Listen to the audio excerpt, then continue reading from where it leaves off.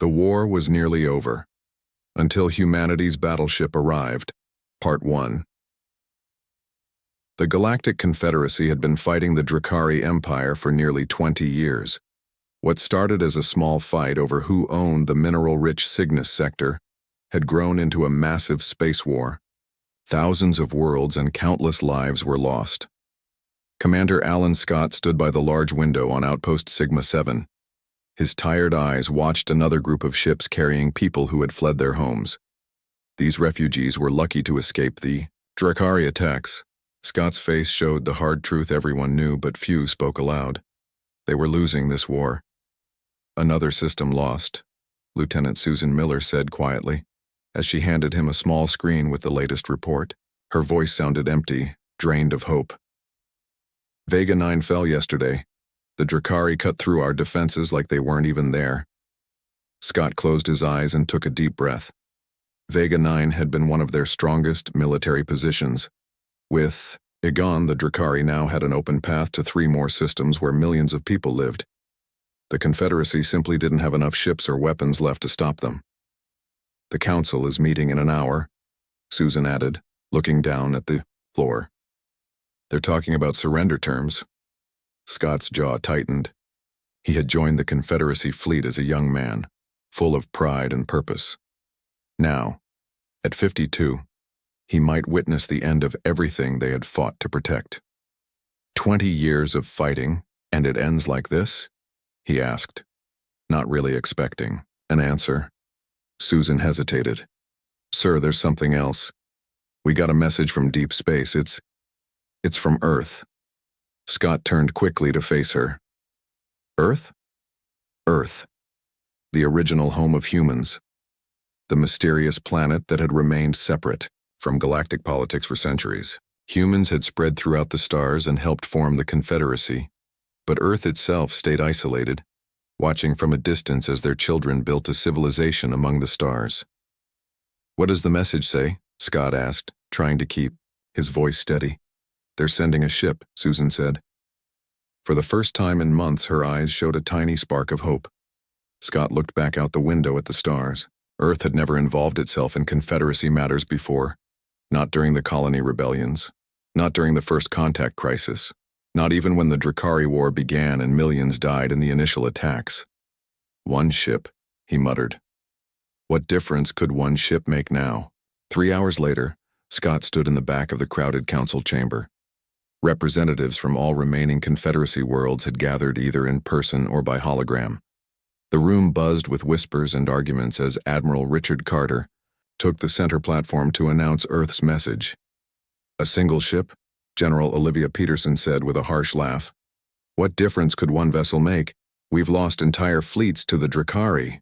Earth has never helped us before, added Counselor John Rivera, his hologram flickering slightly. Why would they start now when the war is basically over? Admiral Carter raised his hands for quiet. The message was short. They only said, hold, position, USS Defiant en route, estimated arrival, 3 standard days. USS Defiant? Scott asked from the back. What type of ship is that? We don't know, Carter replied. Earth doesn't share its military information with the Confederacy. Laughter spread through the chamber. Even though everyone knew Earth was advanced, the idea that one ship could change the course of a war they had been losing for years seemed ridiculous. We should continue with surrender talks, Counselor Rivera insisted. We can't bet the lives of our remaining citizens on some mystery ship from Earth. The room erupted in shouting. Some wanted to wait for Earth's ship. Others thought waiting would only lead to more deaths when the Drakari attacked again. In the end, they voted to wait, the 3 days. Not because they truly believed help would come, but out of respect for their ancestral home. Scott left the council meeting with Susan walking beside him. Do you think Earth really has something that could help us? She asked quietly. I don't. No, Scott admitted. Earth has always been different. They've watched us from a distance for centuries, never interfering even when things got bad. Then why now? Susan wondered. Scott had no answer. The next day he reviewed the Confederacy's remaining military assets. The numbers were worse than he expected. They had less than 200 warships left, most of them damaged. The Drakari had over 1,000. On the second day, the long-range sensors detected movement. A large Drakari battle group had entered the Epsilon system, where the Confederacy had set up its temporary headquarters after losing their capital world 6 months earlier. Within hours, the Drakari had destroyed the outer defense line and were moving toward the main fleet. "So much for waiting 3 days," Susan said bitterly as she and Scott rushed to the emergency command center. "Earth has doomed us by making us wait." But Scott wasn't so sure. Something about Earth's message had seemed strangely confident, almost casual, as if sending a single ship against the entire might of the Drakari Empire was not just possible, but enough. The Confederacy ships formed a defensive line around the planet where millions of refugees had gathered. Scott knew it wouldn't hold for long. The Drakari weapons were simply too powerful, their ships too numerous. Admiral Carter's voice came through the speakers. "All ships, prepare for engagement. Protect the civilian evacuation ships as long as possible."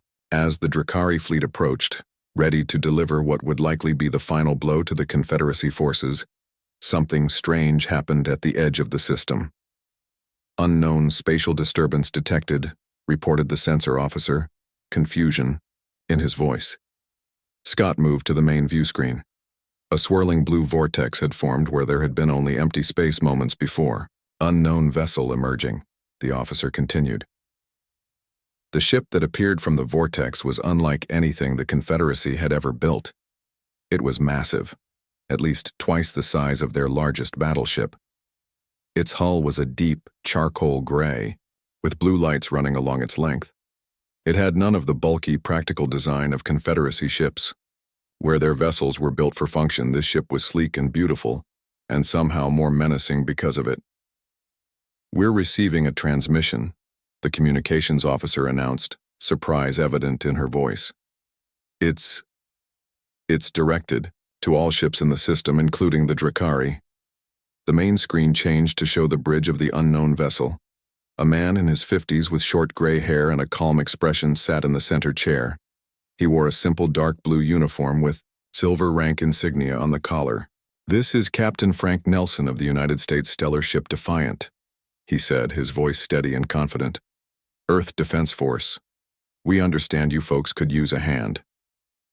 The council chamber erupted in shocked murmurs. Earth had actually sent a ship, but one vessel against hundreds of Drakari warships? It seemed like a hopeless gesture. As if reading their thoughts, Captain Nelson smiled slightly. "Don't worry," he said. "This won't take long." The war was nearly over, until humanity's battleship arrived. Part 2. The Drakari didn't wait for Captain Nelson to finish speaking. Their lead ships opened fire immediately, sending dozens of bright red plasma torpedoes toward the Earth battleship.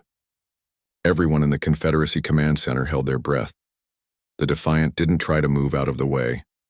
The torpedoes hit its hull directly and simply disappeared like water drops hitting hot metal. "My God," whispered Admiral Carter. "What kind of shields do they have?" Before anyone could answer, the Defiant began to move. It didn't lumber forward, like the big Confederacy ships. Instead, it moved with the quick, smooth grace of a small fighter craft. It shot toward the Drakari fleet, blue lights along its hull growing brighter. "This is Captain Nelson to Drakari forces." The transmission went out across all channels. "You have one chance to leave this system peacefully." The Drakari answered by firing all their weapons at once. The space between the fleets lit up with energy beams and torpedoes all aimed at the single Earth ship. "Guess that's a no," came Nelson's voice, sounding almost amused. "Beginning defensive actions." What happened next left everyone in the command center speechless. The Defiant moved through the Drakari formation like a knife through cloth. Its weapons, slim beams of white light, cut through the enemy shields as if they weren't even there. Each shot hit exactly where it aimed, disabling engines and weapons, rather than blowing up the ships completely. "One ship," Scott said quietly, watching the tactical display. "One ship is fighting an entire Drakari battle group. Sir, Susan's voice broke through his thoughts.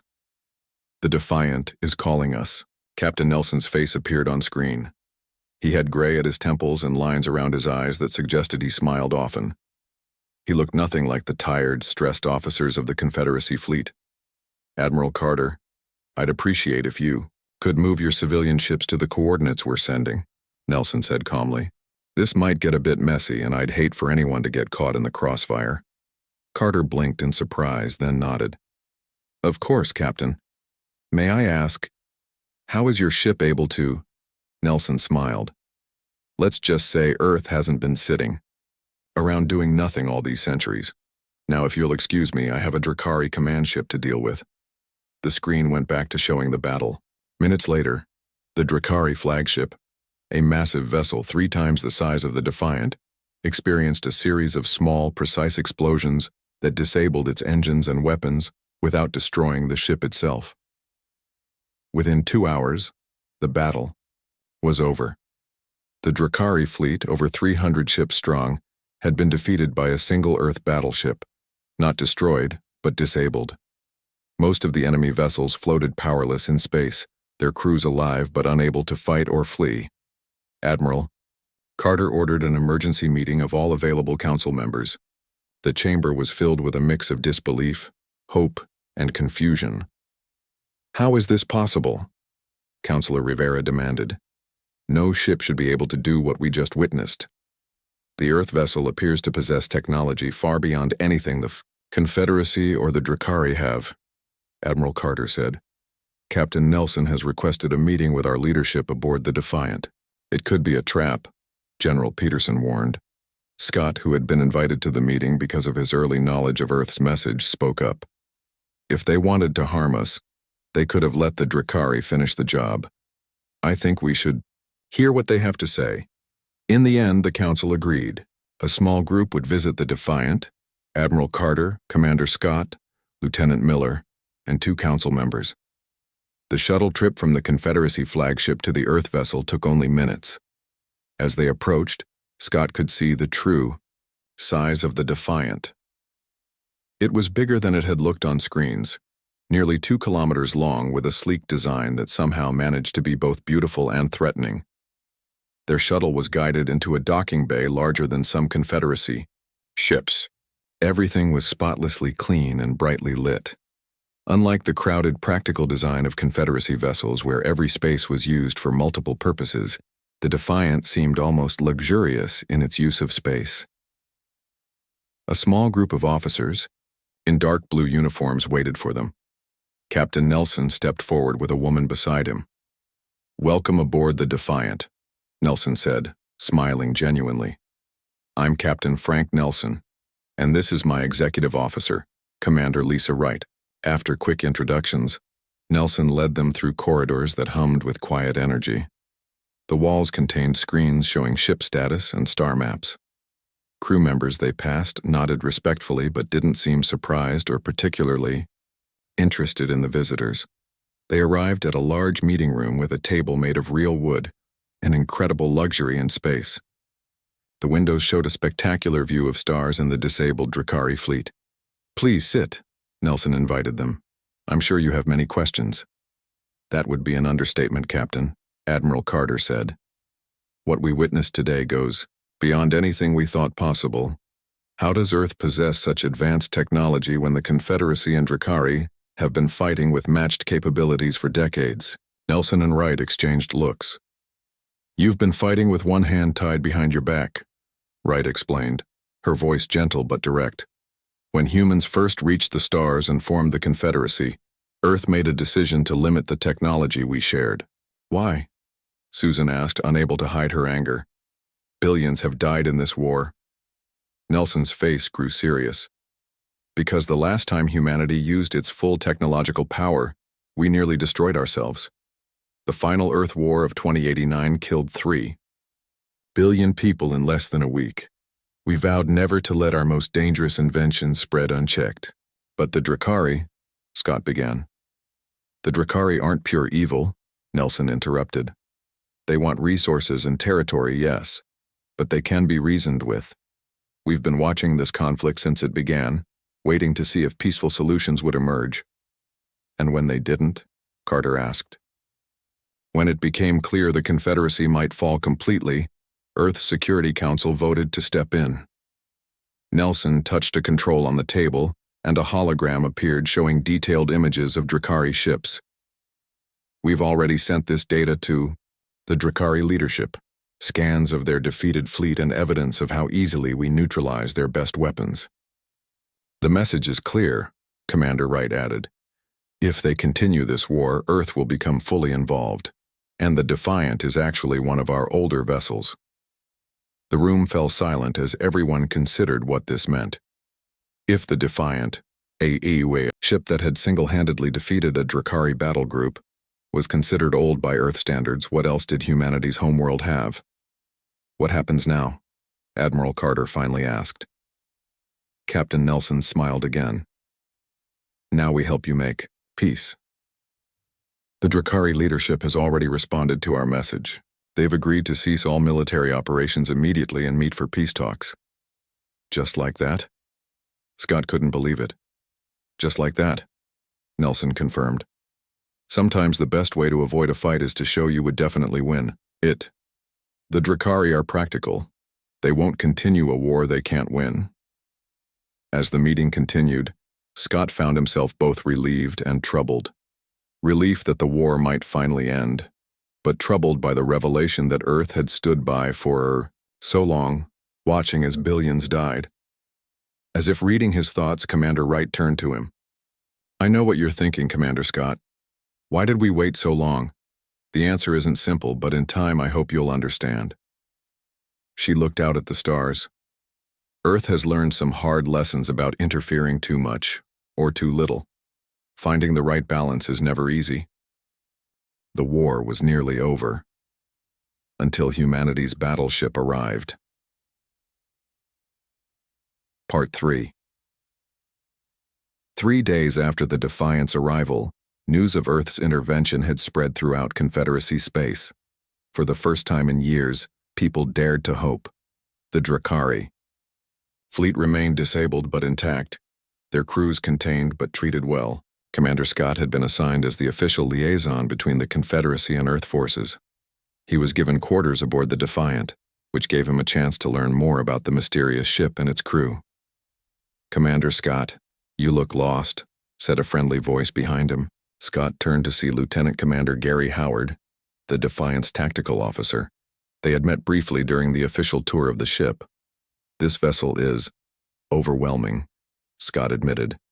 I've served on Confederacy ships my whole career, but nothing like this. Howard smiled. Come on.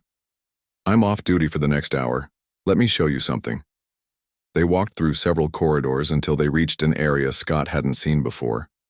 Howard placed his hand on a panel, and a door slid open to reveal a large room with a transparent ceiling showing the stars above.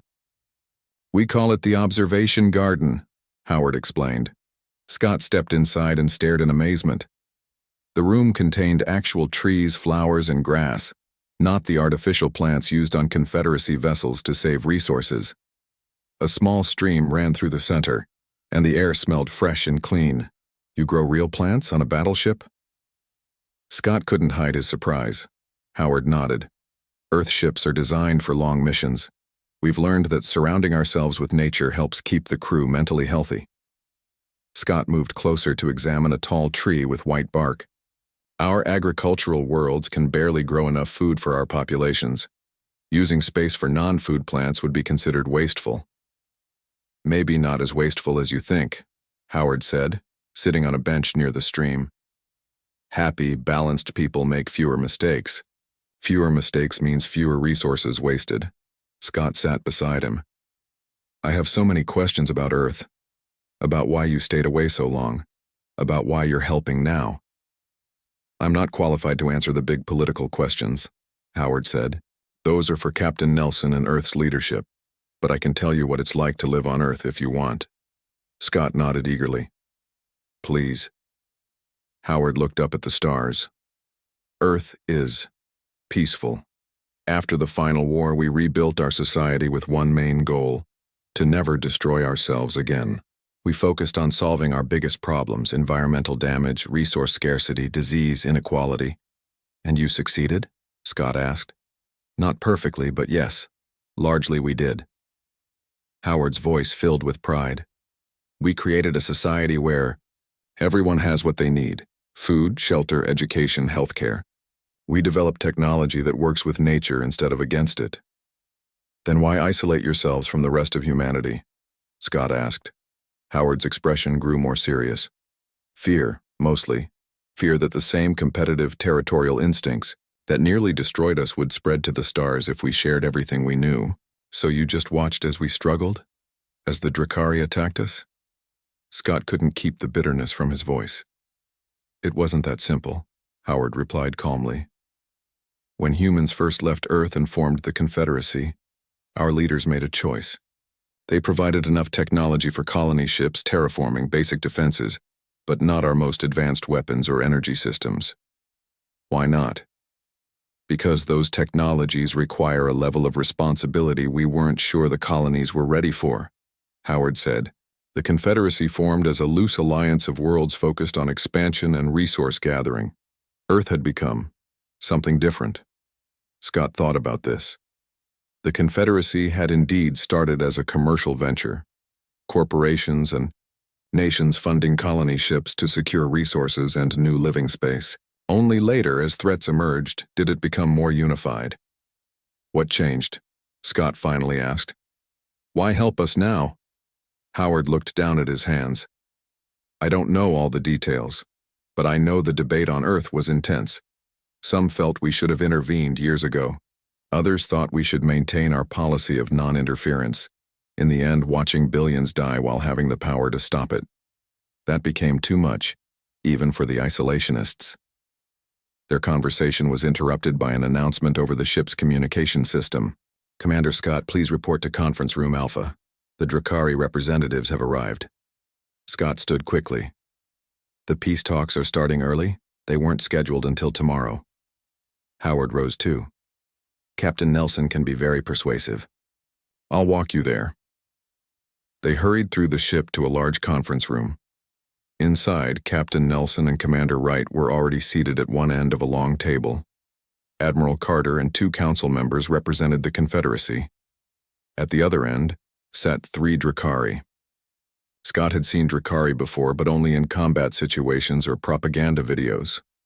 Up close, they were tall and slender with smooth gray-green skin and large eyes. Their most distinctive feature was the ridge of small spines running from the top of their heads down their backs. The lead Drakari, wearing elaborate armor with insignia Scott didn't recognize, stood as he entered. Ah, the final representative arrives, the Drakari said in slightly accented common language. I am High Commander Krell of the Drakari Imperial Fleet. Commander Alan Scott, Confederacy Defense Force, Scott replied stiffly. Captain Nelson gestured to an empty chair. Please join us, Commander. High Commander Krell was just explaining the Drakari perspective on the conflict. Scott sat down, noticing the tension in the room. Admiral Carter looked uncomfortable, while the Drakari seemed both nervous and curious. As I was saying, Krell continued, the Drakari Empire requires certain resources to sustain our civilization. Our home systems lack key minerals found in Confederacy space. That doesn't justify invasion, one of the council members said sharply. Krell's spines flattened slightly, a sign of irritation Scott knew. We attempted to negotiate mining rights initially. Your corporations demanded prices we could not pay, so you took by force what you couldn't get through trade, Scott said. Yes. Krell didn't deny it. Our leadership saw no alternative. Our population was growing, our resources dwindling. Captain Nelson leaned forward. And now? Your fleet has been neutralized by one Earth ship. Your leadership has seen our technological capabilities. Do you still believe military action is your only option? Krell looked directly at Nelson. No. That belief died when the Defiant disabled 300 of our best ships without destroying a single one. We recognize when we are outmatched. Then what do you propose? Admiral Carter asked. A new arrangement, Krell replied. one that allows both our civilizations to survive and prosper. Over the next few hours, the outline of a peace deal emerged. The Drakari would withdraw from occupied Confederacy worlds. In exchange, they would receive fair-priced mining rights in uninhabited systems and technical assistance to develop alternative resources. Earth would provide oversight to ensure both sides kept their promises. Captain Nelson also hinted that Earth might share certain technologies with both civilizations, primarily medical, agricultural, and environmental systems that would benefit everyone. As the meeting ended, Scott found himself walking beside High Commander Krell in the corridor. "Your Earth allies are not what we expected," Krell said quietly. "No," Scott agreed. "They're not what we expected either. We have a saying in the Empire," Krell added. "The greatest hunter knows when not to kill. Your Earth friends could have destroyed our fleet. Instead, they disabled our ships and showed mercy. That speaks of true power."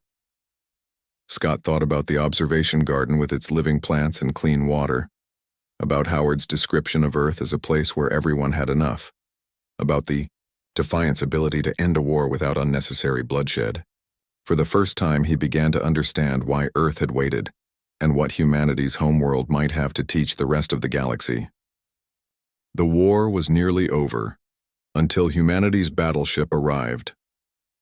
Part 4. 2 weeks after the Defiant's arrival, the formal peace treaty between the Confederacy and the Drakari Empire was signed. The ceremony took place aboard the Earth battleship, with representatives from all three civilizations present. Captain Nelson hosted the event in the ship's largest gathering space, which had been decorated with symbols from Earth, the Confederacy, and the Drakari Empire. Commander Scott watched as Admiral Carter and High Commander Krell signed their names on actual paper documents, another Earth tradition that surprised both the Confederacy and Drakari officials, who were used to digital records only. "A physical signature on physical paper," Captain Nelson had explained. "Something you can touch and hold. It makes the commitment more real." After the signing, there was a small celebration. Scott found himself standing next to Commander Wright, watching as Confederacy and Drakari representatives cautiously mingled. "I never thought I'd see this," Scott admitted. "A month ago, we were preparing for surrender or extinction." Wright sipped from her glass. "The power of a dramatic entrance. Sometimes all people need is a new perspective to see solutions they couldn't imagine before. Is that why Earth finally decided to show itself? To give us a new perspective?" Wright studied him for a moment. "Partly. But the truth is more complicated. Earth has been debating our isolation policy for decades. The Drakari War pushed the discussion to its breaking point." "How so?" "Our monitoring stations recorded the destruction of Vega 9, Wright said quietly. "We watched as millions died in a single day. After that, even the strongest supporters of non-interference couldn't justify standing by any longer." Scott thought about Vega 9, about the refugees he'd seen arriving at Outpost Sigma 7 just before Earth's message came. So our darkest moment prompted Earth to act. Sometimes people, and planets, need to hit bottom before they're ready to change. Wright smiled sadly. Earth learned that lesson centuries ago. Their conversation was interrupted by Captain Nelson, who approached with a tall man in a different style of Earth uniform. "Commander Scott, allow me to introduce Dr. Paul Bennett, head of our technology transfer team," Nelson said. Scott shook the man's hand. "Technology transfer?" Bennett nodded enthusiastically. "Earth Security Council has approved the first phase of shared technological development with the Confederacy. I'll be leading the team that helps implement these advances." "What kind of technology?" Scott asked, trying not to sound too eager. "Primarily defensive and humanitarian systems at first," Bennett explained. "Medical nanites that can cure most diseases, advanced water and air purification, sustainable food production, energy systems that don't deplete planetary resources." Scott was speechless for a moment. Any one of those technologies could transform life across Confederacy worlds. Together, they represented a level of advancement he'd never imagined possible. "And defensive systems?" he finally asked. Bennett and Nelson exchanged glances. Shield technology similar to what you saw protecting the Defiant, Nelson said. Not our most advanced version, but enough to make Confederacy worlds and ships much safer. The same technology will be offered to the Drakari as well. You're giving the same defenses to both sides? Scott was surprised. Balance creates stability, Wright said simply. If both civilizations have strong defenses but limited offensive capabilities, peace becomes the most logical choice. Scott thought about this. The Confederacy and Drakari had fought for 20 years with evenly matched technology, resulting in massive casualties on both sides. If Earth had given superior weapons to the Confederacy, they might have won the war. But at what cost? When do we start? Scott asked. Immediately, Bennett replied. In fact, I'd like you to join our team as the Confederacy liaison. Your experience and perspective would be invaluable. Before Scott could answer, alarms sounded throughout the ship. Captain Nelson's communicator beeped, and his face turned serious as he listened to a message. We have a situation, he announced to the room. A group of Drakari warships not under High Commander Krell's direct control has just entered the system. They're demanding the treaty be cancelled and threatening to attack civilian targets. The celebration dissolved into chaos. Confederacy officials looked frightened, while the Drakari representatives appeared angry and embarrassed. High Commander Krell stepped forward. Captain Nelson, these must be ships from the 7th Fleet. Their commander, Vex, is a warmonger who never supported peace talks. I must contact them immediately. You'll have that chance, Nelson said calmly. But first, I think a demonstration might help clarify the situation for Commander Vex. He turned to Wright. Commander, prepare to deploy the drones. 10 minutes. Later, Scott stood on the Defiance bridge watching the main view screen. The rebel Drakari fleet, 20 large warships, approached with weapons charged. Their commander, visible on a communication channel, looked like Krell but with more elaborate head spines and cold, determined eyes. This treaty is a disgrace to the Empire, Commander Vex was saying. The Confederacy must be conquered, not negotiated with, and Earth has no right to interfere in our affairs. Commander Vex, Nelson responded calmly. I understand your position, but the treaty has been signed by your legitimate government. Stand down your forces immediately. Or what? One ship against 20? Even your vessel cannot defeat us all before we destroy at least some of the civilian ships in this system, Vex threatened. Nelson sighed, looking genuinely disappointed rather than concerned. Commander Wright, deploy the drones, please. Wright touched a control on her panel. Drones deployed, Captain. Scott watched in amazement as small hatches opened along the Defiant's hull. Hundreds of objects the size of a human fist emerged and moved toward the Drakari ships in perfect formation. What are those? Scott whispered to Howard, who stood at the tactical station. Semi-autonomous defense units, Howard replied. We call them drones. Each one has shields and weapons similar to the Defiant's, just on a smaller scale. On the screen, Commander Vex was laughing. You send toys against our warships? This is... His words cut off as the drones reached his fleet. Moving with impossible speed, they surrounded each Drakari vessel. Beams of white light, just like the Defiant's weapons, lanced out from the small devices. Within seconds, the rebel fleet's weapons, engines, and communication systems were disabled. The entire operation took less than a minute. Captain Nelson looked at the stunned faces of everyone on the bridge, Confederacy and Drakari alike. Now then, he said calmly, I believe High Commander Krell would like to speak with Commander Vex about the importance of following orders from the legitimate government. As Krell left to deal with the rebel commander, Admiral Carter moved closer to Scott. Those drones, he said quietly. Earth could have sent a fleet of them instead of the Defiant. They didn't even need to risk a crewed ship. Scott nodded slowly, understanding even more clearly the level of technology Earth possessed, and had chosen not to use until absolutely necessary. Later, as the Defiant's crew recovered the drones and secured the rebel ships, Scott sat alone in the observation garden. He watched the stars through the transparent ceiling and thought about everything that had happened in the past 2 weeks. The war was over. Peace, real, lasting peace, seemed possible for the first time in his adult life. And humanity's mysterious homeworld had finally rejoined its children among the stars. Everything was about to change. The question was, would it change for the better? The war was nearly over. Until humanity's battleship arrived. Part 5. 6 months after the Defiant's arrival, Commander Alan Scott stood on the observation deck of New Hope Station.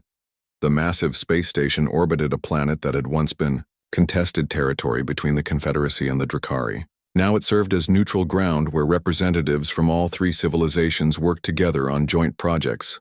Scott watched as ships from Earth, the Confederacy, and the Drakari Empire moved smoothly through the busy space lanes around the station. Some carried goods for trade. Others transported scientists and engineers working on the technology transfer program. "Quite a view, isn't it?" asked a familiar voice. Scott turned to see Captain Frank Nelson walking toward him. The Earth officer wore civilian clothes today instead of his uniform. "Captain," Scott greeted him with a smile. "I didn't know you were visiting the station." "Just arrived, and it's just Frank now," Nelson replied. "I've retired from active service." Scott raised his eyebrows in surprise. "Retired? But the Defiant has a new captain. Linda Rivera. You'll like her." Nelson joined Scott at the viewport. "I'm here in a different capacity now. Earth's Council has appointed me as chief liaison for the integration program." The integration program was what they now called the gradual process of bringing Earth back into regular contact with the rest of humanity. After centuries of isolation, Earth was carefully opening its borders, allowing limited cultural exchanges and educational visits. "That's excellent news," Scott said sincerely. "Your experience will be valuable." They stood in comfortable silence for a moment, watching the ships move past. "I heard you received a promotion," Nelson finally said. Scott nodded. "Admiral Scott now, though I'm still getting used to it. I'm overseeing the defensive shield implementation across our outer colonies. The shield technology Earth had shared was already transforming life in both Confederacy and Drakari space. Colonies that had lived in fear of attacks could now protect themselves effectively. Ships that once would have been easy targets were now much safer during travel. "How are people adapting to all the changes?" Nelson asked. Scott considered the question. "It varies. Some embrace everything eagerly. Others are suspicious, especially of the peace with the Drakari. 20 years of war leaves deep scars." "And the technology?" "The medical advances have been the most welcome," Scott said. "Planets that suffered for decades from incurable diseases are seeing them disappear. The food production systems have ended famines on 3 worlds already." Nelson smiled. "And the Drakari? Are they holding to the treaty terms?" "Surprisingly well," Scott admitted. "High Commander Krell has become the new Imperial leader. He's pushed through major reforms, focusing their society on sustainable development rather than expansion. The observation garden principle," Nelson said with approval. Scott looked at him curiously. "What do you mean?" "Something we learned on Earth centuries ago. If you create systems that naturally encourage cooperation and sustainability, people will choose those paths willingly. Like our gardens on starships, they seem like a luxury, but they actually improve efficiency by keeping crews healthy and balanced." Scott thought about how the sharing of Earth's agricultural and energy technology had eliminated the resource shortages that drove the Drakari to war in the first place. By removing the causes of conflict, Earth had made peace the most attractive option for everyone. "There's something I've been wanting to ask you," Scott said after another moment of silence. "Why did Earth really wait so long to intervene? The official explanation about non-interference policies doesn't tell the whole story, does it?" Nelson's expression grew more serious. "You're right. The full truth is more complicated." He took a deep breath. Earth didn't just isolate itself to protect the galaxy from dangerous technology. We were also waiting. "Waiting for what?" "For you to be ready," Nelson said simply. "For both the Confederacy and the Drakari to reach a point where you could appreciate peace more than war. Where technology would be seen as a tool for improvement, not just a weapon. You mean the war was some kind of test? Scott asked, feeling a flash of anger. Not a test we created, Nelson clarified quickly, but an opportunity we observed. Think about it, Alan. If Earth had shared all its technology from the beginning, what would the Confederacy have become? Would you have developed your own solutions, your own identity? Or would you have simply been an extension of Earth, always looking to us for answers? Scott wanted to argue, but he found himself considering Nelson's words carefully. The Confederacy had formed its own unique culture and values over centuries of independence. If Earth had always been there, guiding and protecting, would that independent spirit have developed? We made mistakes too, Nelson admitted. There were times we should have helped but didn't. Finding the right balance between assistance and interference is never easy. Their conversation was interrupted by a soft chime. A holographic message appeared in front of them, showing a young woman in an Earth uniform. Captain Nelson, Admiral, Scott, she said. The demonstration of the new Joint Defense Network will begin in 15 minutes. Your presence is requested on Level 12. The Joint Defense Network was another new project, a system of interconnected shield generators that could protect entire star systems with far less energy than previous methods. It had been developed by a team of scientists from all three civilizations, building on Earth's initial designs. As they walked toward the elevator, Scott noticed a group of children playing in one of the station's open areas. Some were human. From Confederacy worlds, others were young Drakari. They played together without any sign of the hatred that had defined relations between their peoples for decades. That, Nelson said, following Scott's gaze, is why the war needed to end, and why peace needs to be more than just the absence of fighting. Scott nodded in agreement. The next generation deserves better than what we had. The elevator took them to Level 12, where representatives from the three civilizations had gathered in a large meeting room. At the center stood a holographic display of the star system, with smaller images showing the test sites for the new defense network. As they took their seats, Scott found himself next to Dr. Bennett and Lieutenant Susan Miller, who had also received a promotion and now worked directly with the Earth technology teams. Admiral, Susan greeted him with a smile. Isn't this amazing? 6 months ago, this kind of cooperation seemed impossible. Scott looked around the room. Earth scientists talked excitedly with their Confederacy and Drakari counterparts. Military officers who had once tried to kill each other now discussed defense coordination and joint security protocols. Sometimes, Scott said quietly, we need to be reminded of what's possible. The lights dimmed as the demonstration began. On the main display, they watched as the new shield system activated around a small moon, creating a protective barrier far stronger than anything previously possible. The war is truly over, Susan whispered. Scott glanced at Captain Nelson, who was watching the demonstration with quiet satisfaction. Earth's battleship had arrived just in time to prevent surrender or extinction. But its greatest achievement wasn't defeating the Drakari. It was showing both sides a better path forward. No, Scott replied. The peace is just beginning.